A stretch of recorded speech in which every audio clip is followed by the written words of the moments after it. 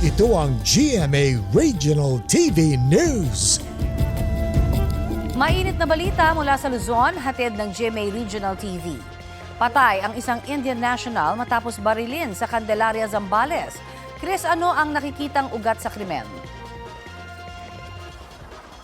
Connie, lumala umano ang away ng biktimang moneylender at ng naarestong sospek. Ayon sa pulisya, naabutang nakahandusay ang dugo ang biktima nitong linggo, katabi ang isang motorsiklo at helmet malapit sa isang palaisdaan sa barangay Dampay. Nagtamo siya ng 6 na tama ng bala sa katawan. Matapos ang 2 araw, naaresto ang sospek nitong Martes sa bayan ng Iba sa Zambales pa rin.